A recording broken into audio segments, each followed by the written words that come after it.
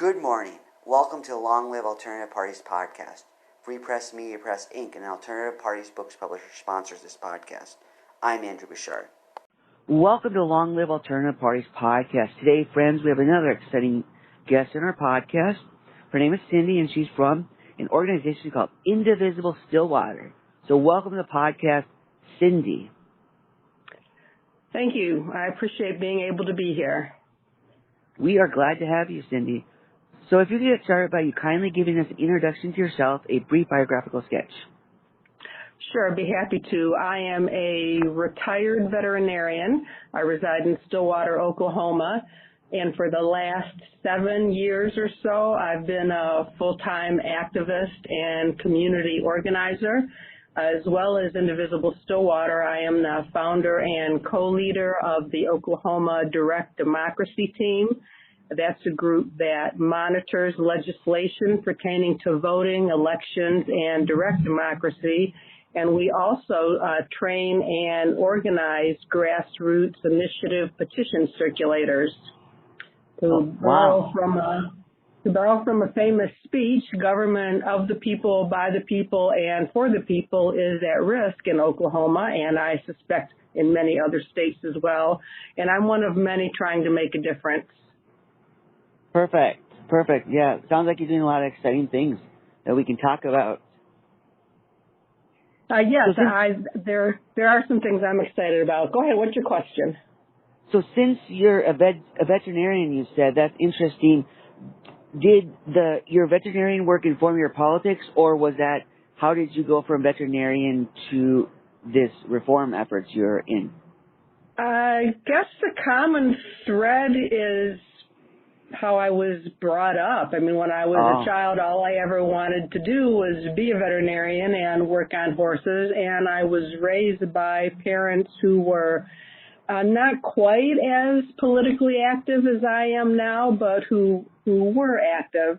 Sure. Other than that, I don't know that there's really a relation between my profession and my current avocation.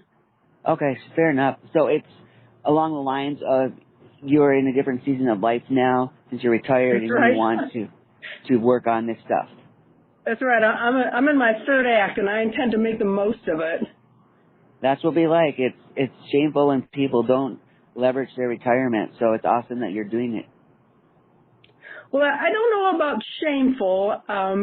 We do what we can, and I feel very lucky to be able to have the time and the resources to do what I do. But I want to encourage people who can't do as much to do a little if possible. Sure, something's better than nothing, huh? That's right. All right. So kindly tell us about your organization. What does it stand for, how it came about, all that type of stuff. Okay, well, the Direct Democracy Team has been established actually only really about a year now. It was the brainchild of a couple of people in Indivisible, Oklahoma, to primarily work to protect direct democracy, which is the process whereby people, citizens, make laws, prevent laws from being enacted or amend the Constitution. And that's under threat in Oklahoma. And we also, in addition to being concerned about direct democracy, we try to keep an eye on and advocate for and organize around other things that allow the people to govern themselves, and specifically as many people as possible to govern themselves. So literally by the people as opposed to by the people who have been elected to represent us, who sometimes prefer to rule us as opposed to represent us. Yes. So Direct Democracy Team and Indivisible Oklahoma, how are they different and how are they related?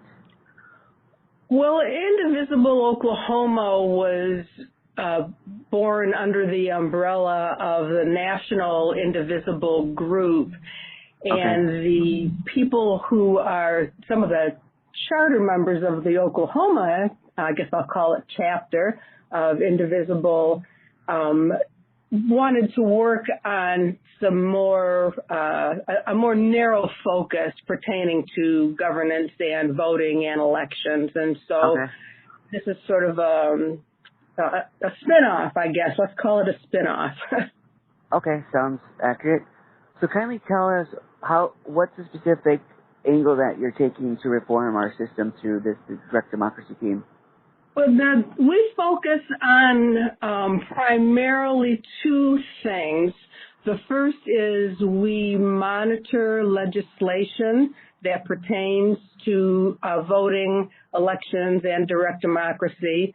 And we also are training a cadre of grassroots initiative petition organizers so that we are able to assist an initiative petition campaign who will still have to hire paid circulators just because of the way the laws are set up in Oklahoma, but to enable them to spend a little less money on paid circulators, and then also grassroots circulators have the benefit of growing community by virtue of the fact that they're passionate about the petitions they're circulating. It's not just a job for a grassroots circulator. It's something they care about.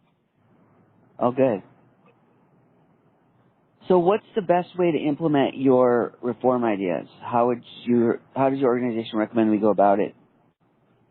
Well, I think the things that we do best, monitoring legislation can be done by really anybody who learns how to do it. It takes a while reading the language in bills to understand it, because it's not always straightforward everyday English. But we subscribe to a monitoring company. It's very inexpensive, and they alert us to bills that are introduced that have certain keywords in them, and then we follow those bills and let the grassroots organization know, primarily via Facebook, some by email, that a bill that is important to voting, elections, or direct democracy has either it's been introduced, or when it gets assigned to committee, or when a committee hearing is coming up, and then we ask for targeted actions. So we look at places in the process of a bill becoming law where we can intervene and hopefully make a difference by contacting those who've been elected to serve us. So we try to prevent, and that's mostly playing defense as opposed to playing offense. So we try to prevent things from getting worse. Okay. The other thing we're doing is training initiative petition circulators. Is very, very difficult in Oklahoma to get an initiative petition on the ballot. The one that made it to the ballot most recently, that group spent $2.5 million just to get on the ballot, and then they spent another $2.5 million campaigning. So it's a very complicated and very expensive process in Oklahoma, and so there's about 250 people who've asked to be on our mailing list, and about 75 or so who have taken the first of a 2-series workshop to be trained to be a petition circulator. Oh. We've recently had a petition filed in Oklahoma, and I expect that will generate a lot more interest the next time we open the workshops up. At least I hope so anyway. Sure. Is the petition that you filed, is it confidential, or can you share with us what it is? Oh no, it's public knowledge. It was filed, and it wasn't the direct democracy team that filed it. Of course, we're just a support mechanism. It was filed to increase the minimum wage in Oklahoma. Oh. The minimum wage here is $7.25. Because it's tied to the national minimum wage, which hasn't been increased in, I believe it's 9 years. So even in Oklahoma, where the cost of living is fairly low, a person can't work full time in a minimum wage job and support even themselves, let alone a family. A legislator, one or more legislators have introduced bills to raise the minimum wage in Oklahoma annually since I've been watching legislation, but it has never made it out of committee. So when the people we elect to represent us don't do what the citizens want and need, citizens take matters into their own hands and file an initiative petition. So that's been done to raise the minimum wage. It's a gradual raise. It doesn't get to $15 an hour until 2029, I believe. And then after that, it's tied to, increases are tied to the cost of living. Right now, the petition has been challenged in the Supreme Court, which is very common, whether there's what should be perceived as a legitimate challenge or not. People who are opposed to things that are in initiative petitions file challenges to slow down the process and to cost the campaign money. So the hearing for this petition is the end of next month. So the soonest we'll start collecting signatures will be the middle of February, and it'll be longer if there's appeals filed, which there probably will be. Sure. So our audience members are often doing similar things to what you're doing, like collecting signatures, whether it's for a nonprofit organization or for a partisan campaign. And also sometimes they will, I have heard people on our podcast talk about contacting legislators. So what tips do you have for people to do this effectively? This is a two-part question because it's one for contacting legislators and one for gathering petitions. Well, let's start. Let's start with communicating with our legislators. So the best advice is to form a relationship right off the bat, whether you have anything you want or you're opposing or not. And at least in Oklahoma, really the best thing to do is to form that relationship with what's called their legislative assistant. In other words, the person who answers the phone. So I'll send you some information in the show notes or presentation that talks about how to communicate with your legislators. Okay. But what we recommend is that you form a relationship early, that you communicate often. My favorite thing to do is to communicate by email and follow up with a phone call, and I recommend that. The mode of communication will depend on how much time you have. If, for example, there's a bill that's about to get a committee hearing, we get very little notice before a bill gets a committee hearing. Theoretically, we're supposed to get 48 hours notice, but the rules are not always followed, and we may have much less than that. So if it's urgent, then I recommend people just call and don't bother with anything else. If you have a little more time, send an email, follow up with a phone call. And if you have a lot of time, and if it's something you want to develop a lot of information and provide a lot of information about, then an old-fashioned handwritten letter that's mailed and then followed up with a phone call is another approach. So to move on to petition signature gathering, if that's what you want to cover next. Yeah, that'd be great. Okay, so the campaign really is in charge of the petition. So what the direct democracy team is doing is just providing assistance. In Oklahoma, there's no way to get a petition on the ballot without paid circulators just because of how restrictive our laws are. But things that the grassroots petition circulators can do, they're able to do things that they're not so bound by the deadline. I mean, it's good to get a lot of signatures in a short period of time, even if you're a grassroots circulator. But in general, because we're going to start early, we'll have time to do things like have one-on-one conversations. There's 10 lines on our initiative petition pamphlet, is what it's technically called. Most people will call it a petition. So there's 10 signature lines on our petition. And everybody knows 10 people that they can talk to about something they care about. So we want as many people as possible to really only commit to talk to a few people if that's all they want to do. Sure. But there are other ways where you can get more signatures. For example, taking it to places where you meet lots of other people. If you go to church, for example, or you have a meets, say, at the gym after you work out, you have coffee together. When I'm circulating a petition, and especially with this minimum wage petition, when it comes out, I'll be spending a lot of time at the food bank because that's an effective population. People who are collect signatures, I'm probably not going to run into any of them at the food bank. There are going to be places where they can get a lot of signatures in a short period of time, and that's not a criticism. But we also need to talk to people in the affected communities and in rural areas as well. Oklahoma is really mostly a rural state. Okay. Patient collectors are not going to go into the rural areas because it takes a lot longer. It's the same thing when we're door knocking in support of a campaign. It just takes a lot longer when you're out in the country.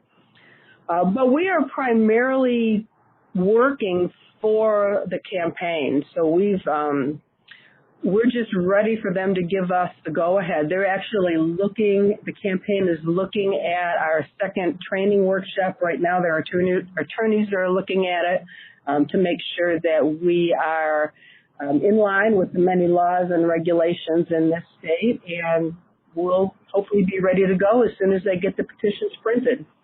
Oh, good. So when the campaigns go, are there any campaigns that it sounds like your organization it wouldn't judge any of the campaigns for the most part. You would, as long as they fit within your mission, you would pursue them. Is there any ones you haven't pursued, or any? Well, it's a new organization, and so this is the first one that's been filed since we've been doing this. But I will say that it would have to be something that is supported by the leaders of the organization. For example, there is a group in Oklahoma that is hoping to get an initiative petition to bring open primaries to Oklahoma, which in concept is a good thing. Our primary system here is broken. We have I believe the number is nearly 50% of people registered to vote in Oklahoma are what's technically called unaffiliated. They think of themselves, the terminology would be independent, but technically it's unaffiliated. And they don't have a way to vote in a primary. Well, I shouldn't say that. They can only vote in Democratic primaries because Democratic primaries are semi-open. Republican primaries are closed, and there is no independent primary. So a lot of people are having the candidates who they have the opportunity to vote for limited. So in general, I and the leaders of this organization want the primary system to change, but we're very concerned about top two primaries because it has a number of what we feel are serious problems. For one is something called vote splitting, which is when the presence of a number of candidates with similar platforms divide the votes of people who support that platform up. So it can result in the advancement of candidates with a platform that are not supported by a majority of voters. And that happens all the time in all sorts of elections. But the problem with it happening in top two primaries is that only two candidates will advance to the general election. So because primary turnout is low and voter turnout in Oklahoma is abysmally low anyway for any type of election, a very small number of people are narrowing the general election field to two candidates. So it removes people's voices when only two candidates are moving forward to the general election. And if there is no vote splitting in a top two primary, then we will we will most likely never see an alternate party or a minority party candidate in a general election. People can't be well governed if they don't have people whose platforms they support available to vote for in the general election. So that's why we would not help circulate a petition on top 2 primaries, but we would help circulate a petition on some of the other types of open primaries, and hopefully we'll get to do that. Yes. Open primary sounds good. So here's a question for you. I read about astroturfing in regards to initiatives and initiatives, referendums in some states. So how do you screen the organizations to make sure that they're not some big entity that are posing as smaller concerned citizens? Well, I've been doing this long enough that I know a lot of the people who would be involved in circulating a petition that we would support. But let me just say that I am not at all offended or opposed to the help of out-of-state funders for initiative petition. We wouldn't have that if the state of Oklahoma didn't make it so hard to get an initiative petition on the ballot. We wouldn't need the help of out-of-state funders or public relations people. So I'd be happy if there could be changes that would allow a longer circulation period. We only get 90 days to circulate a petition, potentially less if it's a referendum petition, but at most 90 days. And the number of signatures we need to collect is quite high. There are regulations that make it hugely expensive, like there are restrictions on the weight and the size of the paper and how things have to be attached, and it is unnecessarily burdensome. And as a result, we need help if we are going to do things that are good for the citizens of Oklahoma. Okay, sure. That makes sense. So you mentioned referendums and initiatives. So in Oklahoma, at least, how are the two different from each other? Well, a referendum petition is one that is filed within 90 days of the end of a legislative session to prevent a bill from being enacted. Okay. And so it's sort of like the people's veto power, and sometimes it's called a veto referendum. It's most commonly known as a veto referendum. And an initiative petition is filed when the citizens want to either write a law, a statute, amend a statute, or amend the Constitution. Okay. So I remember you earlier talking about offensive and defensive. So it sounds like an initiative would be offensive and the other one would be defensive, the referendum. Yes. Right. An initiative petition is playing offense. It's taking action to make a positive change for the citizens. And a referendum petition is defensive. It is to prevent a piece of legislation that is not beneficial to the citizens from taking effect. Sure. So you're telling me that your organization is new and you haven't done tons of campaigns yet. So I'm wondering, and you did talk about you have experience. So I'm wondering, what do you think makes a good initiative versus a bad initiative? What would the groups do that would make it more likely to pass than others? Well, while the direct democracy team is new, there have been a number of initiative petition campaigns that have worked to represent the people of Oklahoma. For example, let's talk about Medicaid expansion. Oklahoma, the legislators in Oklahoma failed to pass Medicaid expansion, even though we had for a long time Oklahoma had the second highest uninsured rate in the country, just behind Texas, if I'm recalling correctly, and I think I am. Yeah. And well, that's right, you're from Texas, so you're familiar with that. or at least you live in Texas now.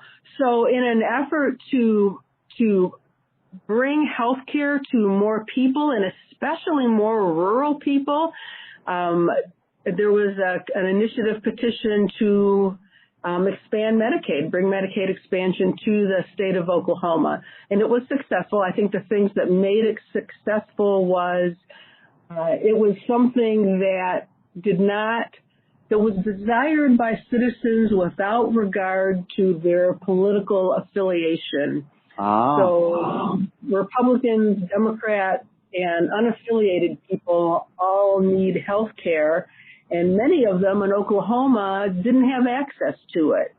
So so that was a good petition because there was a need for it.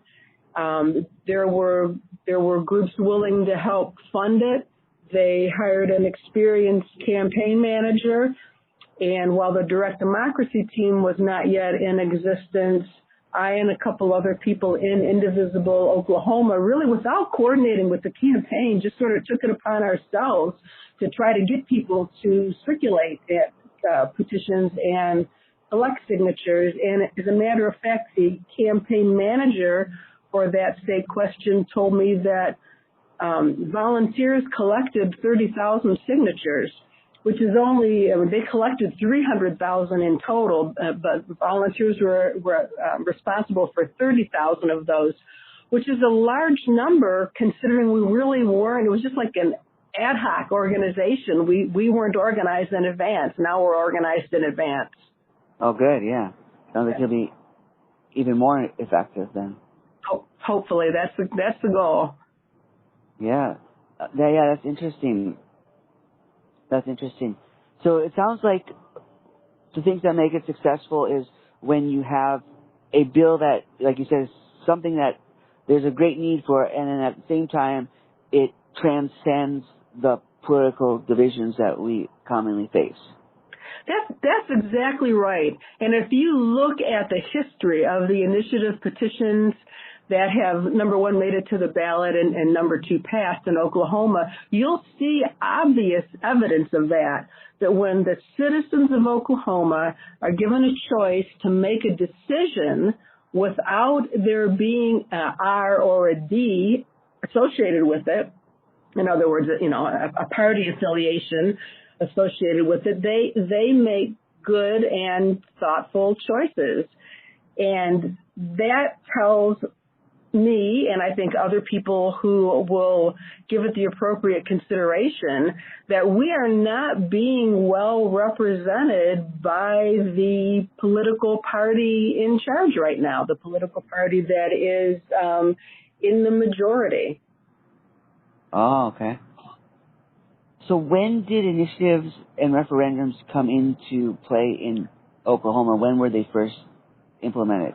Not too long after statehood, if I'm not mistaken. I can send that. I can send you the exact answer in an email, and you can put it in the show notes if you want. But we've had the process for a long time, and in spite of that, only about 20% of the initiative petitions that are filed are passed. And so that tells us that that the process is difficult enough, for one thing, and that it works, that it's not an easy manner. I don't just, trot downtown and file a petition and boom, and there's a new law on the books. It is a very restrictive process that works properly, but could work better if it weren't so complicated and expensive. Okay. So it does sound like there's a fine line, because I remember learning in school about our founders that they didn't want to make the system too efficient because tyranny could run with that. Yet you don't want it to be so sluggish that you get nothing done. So it sounds like this process, it could be tweaked, yet it has a good basis because you don't want to change laws for frivolous reasons like Jefferson mentioned in the Declaration of Independence. Well, I'll admit that history is not my strong suit, but I can tell you that if you look at a state, well, look at California, for example. They have I'm going to guess and say a dozen. Their name is propositions. They don't call them initiative petitions, but they have many propositions on their ballot. And I've not looked this up. I don't have this number in my head, but just because they're on the ballot doesn't necessarily going to mean they are passed. Sure. So if more than 50% of the people want something, that's a majority. And so without regard to whether that might be regarded as tyrannical by the other 49 or less percent, if more than 50% of the people want something, they should be able to have it implemented. Okay. So in Oklahoma, once an initiative passes, how long does it take before that becomes a law? They will generally have if they don't have a date built into the language, then they generally take effect the following January, I believe. Okay. But legislation will have an effective date in it frequently, and if not, there's an automatic one. It's generally about 90 days after it passes. Oh, okay. And then there's something in Oklahoma called I'm sorry. You said there's something in Oklahoma called what? Yeah, there's something in Oklahoma, and this is not pertaining to initiative petitions directly, but indirectly it is. Oklahoma legislation, in other words, written by our House of Representative members and our senators, can contain something called an emergency clause, which is supposed to be used only to protect life and for to keep people out of danger. But it is being used tactically to prevent the citizens from being able to write a veto referendum, because something that contains an emergency clause cannot be overturned by the people. And so we see things like, well, for example, last session, the 2023 legislative session, there was a bill to make some changes to the initiative petition process that would make it even harder than it already is. Oh, no. And that had an emergency clause in it. Well, there was no way that qualified as an emergency as it's defined in the Constitution. So that's just an example of why we have to be so vigilant here in Oklahoma and pay attention to what people are doing. I think if people had not been aware of that Senate bill and fought against it may well have become law. So that's why it's important for people to be organized and pay attention and take action when asked to. Okay. So we're soon going to be in 2024. So what's your organization? How is it approaching this coming year, especially since it's going to be a presidential election, if that makes any difference to your organization? Yeah, it's a very important year. Not only is it a presidential election, but our initiative petitions can only be on the ballot in a statewide election. And so generally we only see them in even years. So I expect there'll be, I don't think the petition to raise the minimum wage will be the only one. I think there may be others. What we're doing is, as we've been doing for the past couple years, monitoring legislation. A few bills, 3 or 4 bills, have already been introduced for next year that affect voting or elections. We maintain a spreadsheet that people can use. It's the link is public. I'm happy to share it in your show notes, but it would only really apply to people in Oklahoma, unless other people wanted to build a similar spreadsheet. I want it to be copied. Everything that we do is essentially open source, so we're happy to share. But we put the legislation into a spreadsheet, so anybody with the link who has an interest in a particular bill can go to the spreadsheet, see where it is in the process, see what the next strategic step is to make a difference. In other words, it'll say, who to contact, and it'll say your representative or your senator, and then there'll be a hot link they can click to and get the contact information. There are talking points in it, and I think that's been a very useful tool. So we'll be maintaining that again in 2024. I think those are the important things. We're going to continue to try to train more initiative petition circulators, at least until our volunteer bandwidth is overwhelmed. We're entirely volunteer. So there are sometimes things we would like to do where we just aren't able to because of the limitations of not having paid staff. Okay, sure. That sounds like a good agenda for 2024. Yes, thank you. So you mentioned earlier one thing about our audience can look at your spreadsheet and get ideas for their efforts. How else can our audience support your organization and what it does?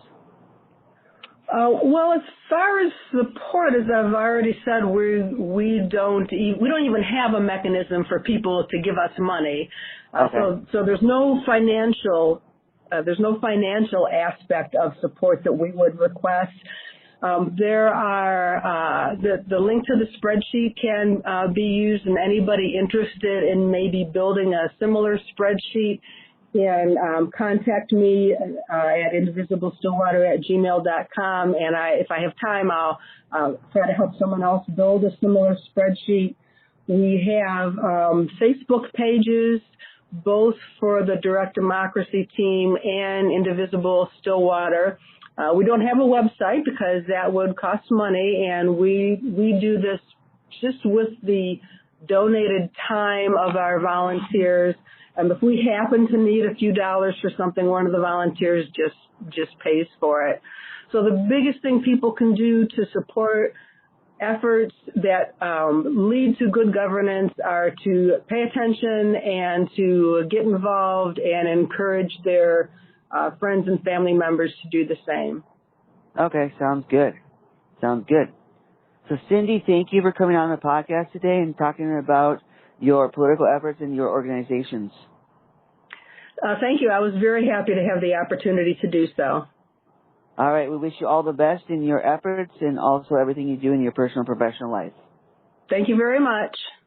All right. Take care and all the best. Thanks.